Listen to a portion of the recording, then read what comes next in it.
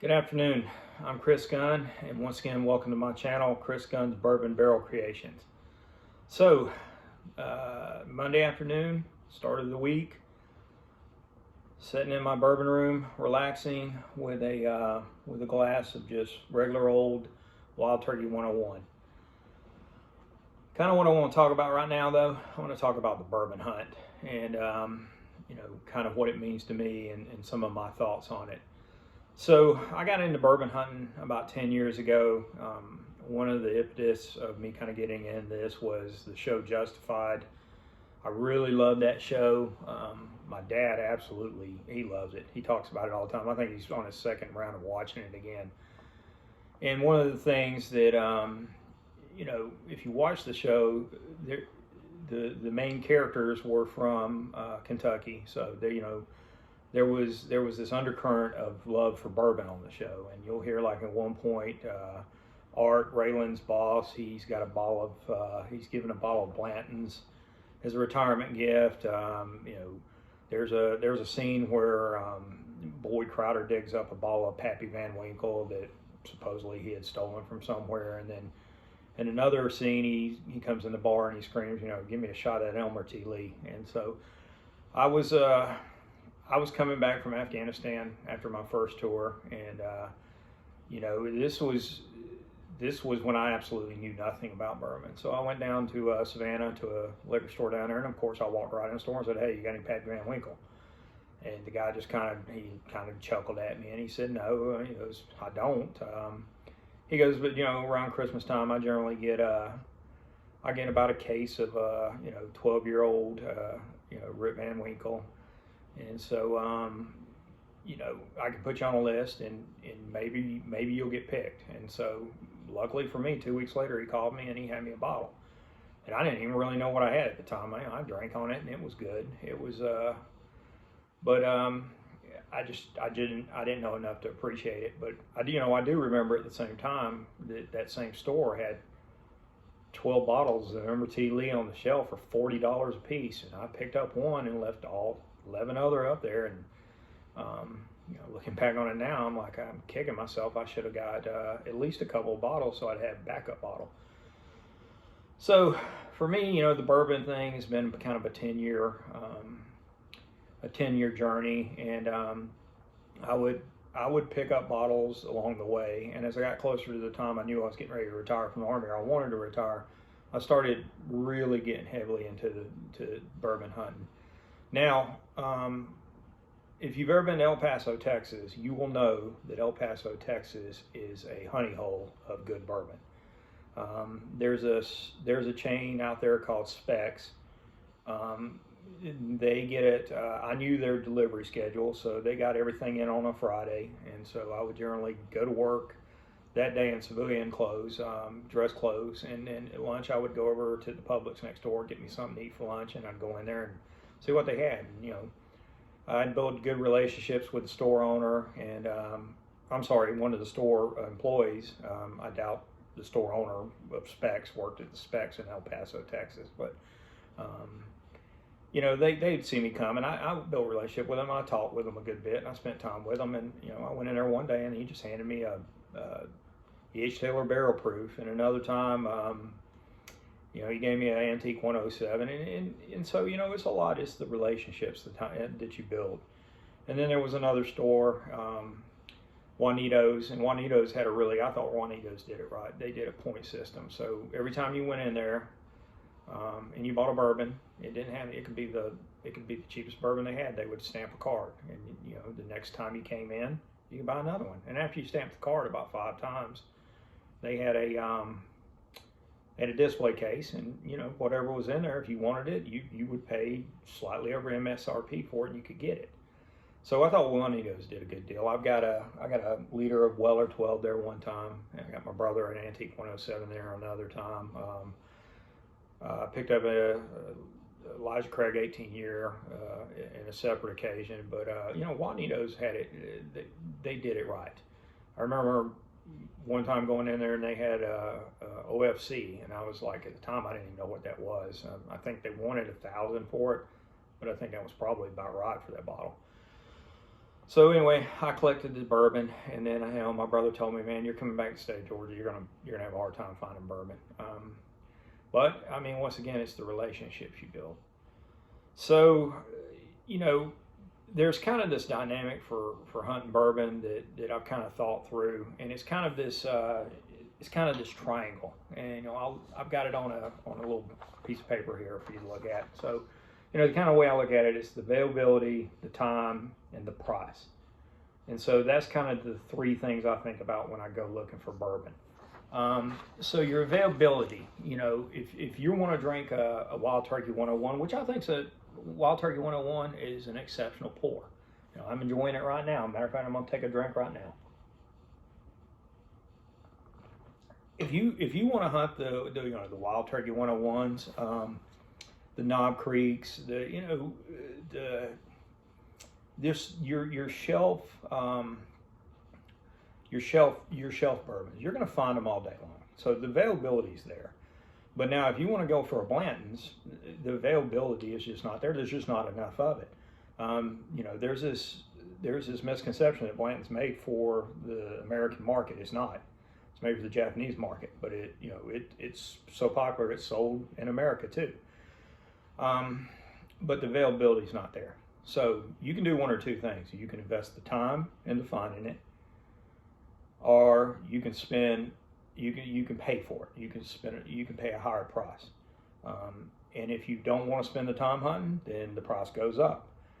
And you know, I tell people all the time, I, up until probably a year ago, would have thought I would have never got my hands on a BTAC, a Buffalo Trace allocated collection, because I didn't hunt them. I saw them, and I refused to pay $1,000 for them. I don't think I'll ever get a Pappy Van Winkle because I don't invest the time, nor am I going to invest the money into getting one. Now, if for whatever reason at Alabama ABC drop I was picked number one to walk through the door, then I got probably got a pretty good chance of getting it. So you know, it's the availability, the price, and it's, you know, the time you want to invest looking for these. I, for one, I'm not a big fan of paying secondary prices for bourbon. Now, have I done it? Yes, I have. Whereas BTAC's is not my kind of thing I hunt. The Wild Turkey Master Keeps are. I am a massive fan of the Wild Turkey Master's Keeps, to the point that part of me wishes they'd quit making them, because then I could quit hunting them. But you know, as an example, I've got one here I want to show you. This is my most prized possession in this room. And what this is the Wild Turkey Master's Keep, 1894. And this is a New Zealand exclusive. This was only sold in New Zealand. I'm going to open it up real quick and let everybody kind of see what I got here. You know, for me, the presentation of these is unmatched. You get the box, which are always beautiful. You get the bottle, which has the spread wing turkey that circles around the bottle, and then the stopper's made of brass, I believe, and it's fairly heavy. But it's just, the presentation is beautiful. So this one in particular, as I said, is a New Zealand exclusive. You can only get this in New Zealand. Now, I'm going to set it down so I can continue to talk. How did I get my hands on this one? Well, I got one of the best wives in the world, and she indulges me from time to time. When we closed on the house that we moved into after I left the Army, my wife gifted me that Wild Turkey Master Keep. Now, I have my suspicions where she got it, and I know she paid secondary price for it. But once again, it's the availability. It's not available in the United States unless you go to somewhere like in Kentucky, to some of these places where you can buy stuff like that, and you're going to pay secondary prices there, of course. And I just didn't have the time to hunt it down, and it was one of the few I did not have. Now, I have been told, and I can't confirm this, that what's in that bottle is the same thing as in the Decades bottle.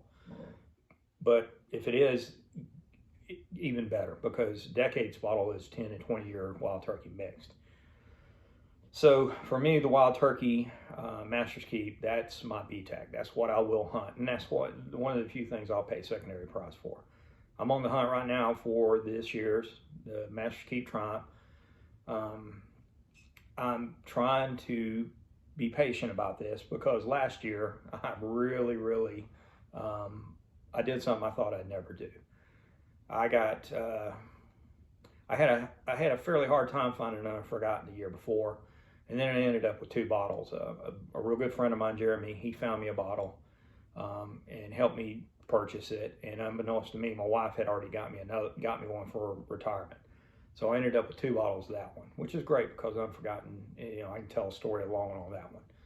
And so the next year when the Wild Turkey Master's Keep, which was finished in rum barrels, I really wanted to get that one. And so one day it was a Saturday afternoon, I was surveying Facebook, and I knew it had come out, and I was really concerned I wasn't going to be able to find it. And so I just punched it in for sale, you know, Master's Keep for sale. And it showed up that there was a place between Memphis and Nashville, Tennessee that had it. And so I called them, and they were like, yes, we do have 1 bottle of it. And no, we won't. We won't let you pay for it over the phone and hold it for you. But the guy said, but look, here's what I'll do. If you can get up here tonight before we close, and I had about, I want to say about 7 hours to spare. He goes, if you can get up here before I close tonight, I'll put it behind the counter, but come tomorrow morning, it's coming out from behind the counter, and I'm putting it right back on the shelf. And so I talked to my wife, and my wife was like, you probably need to get on the road. And so, you know, I talk about this time factor. I drove 4 hours up there. It took me 4 hours to drive up there. I walked in the store, I paid for it, stuck it in the truck, turned around and drove 4 hours back home. And I got home about 2:30 in the morning and was dead tired. And I was like, wow, I got it. And, you know, I got a real good friend of mine he's a big Master's Keep guy too. And he, the next day, was like, I cannot believe you already found it. Now, fast forward about a month later, the Class 6 store on Fort Moore got a whole case of it in and had 6 bottles of it. And so if I had been patient, I wouldn't have had to drove 4 hours. But that's part of the hunt. For me, I enjoy bourbon, but I enjoy the hunt too. It's the thrill of the find. But you know, it's that factor of, is it available? How much time do you want to invest in finding it? And then how much do you want to pay for a particular bottle? And so I tell people all the time, before you go and, you know, if you get in this bourbon journey and you want to start building your own bourbon collection, you can hunt those allocated bottles. You can, because the allocated bottles are fun to get. And I've got my fair share of allocated bottles. But I'll tell you, there's bottles out there that'll drink as good as any allocated bottle. And you know, the Russell's 10 comes to mind. Your Wild Turkey Kentucky Spirit, your Bardstown and Origin series. There are just a few that I can name right off the top of my head that I think drink as good as any allocated bourbon in the world. And then, you know, the other thing I like to do is I like to hunt out those bourbons that you can't find in your area. You know, that I remember years ago, Nulu. I started to hear these rumblings about Nulu, and you couldn't find it in the state of Georgia at the time. You couldn't find it anywhere around here. And so, you know, me and my brother went to Kentucky, and we did the bourbon trail, and it was like, wow, there's Nulu. Oh, man, I got to get some of that. And I got it, and I thought it was really good, you know. And then Starlight was another one. Starlight was at one point you couldn't find it in the state of Georgia. A couple other ones that come to mind, K-Luke. You still can't find K-Luke in the state of Georgia. I was lucky enough to get some in Mississippi. But I'd tell you, before you go to spending an exorbitant amount of money on an allocated bottle, and you have the ability to travel somewhat, start hunting some of these bottles you can't find in your area, because those are always fun to bring home. And you crack them open and you try them with friends. My friend Sean the other day, he gave me a sample of Smoke Eye Hill out of Colorado Springs, Colorado, and I was like, you know, I've heard online people are calling this the George Stag Killer right now. And I drank it, and I was like, it's pretty darn good. Now, I've never had George Stag, so I don't have the baseline to compare it against, but it was pretty darn good. And so now I'm trying to think, who do I know in the Army that is stationed at Colorado Springs, so I can get them some money and get them to, purchase me a bottle and mail it to me. But, I guess the last thing I'll say on this subject is, if you know someone that does go out there and they spend their hard-earned money on something and you feel like they probably spent too much, don't disparage them. Just say, good for you. And if you see someone that's hunting Blanton's and you're like, well, Blanton's is,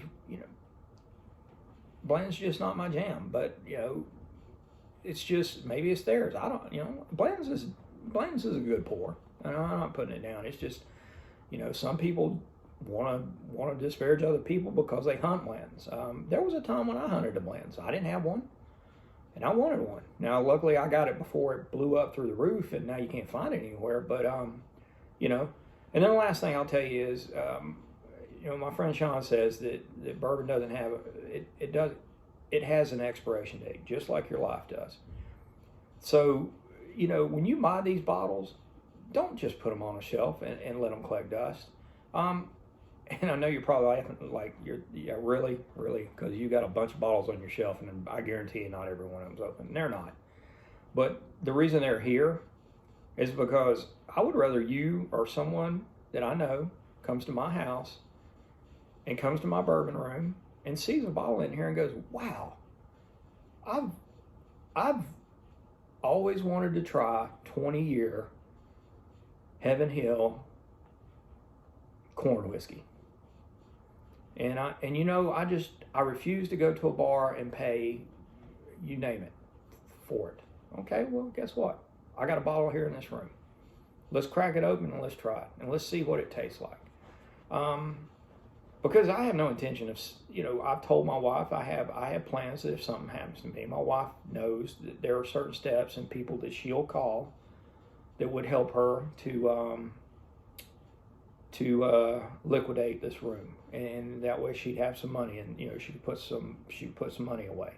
But I have no intention of selling any of this on the secondary market because I just don't want to. I mean, if someone's got something I want, hint hint, if anybody's got a Russell's 15 and they want to trade, then look me up, hit me up, because I'm on the hunt hard for a Russell's 15 right now. But I'll trade bottles, but I just really don't feel the need to sell them. So, but anyway, I know I've rambled quite a bit, but I do appreciate you listening to me.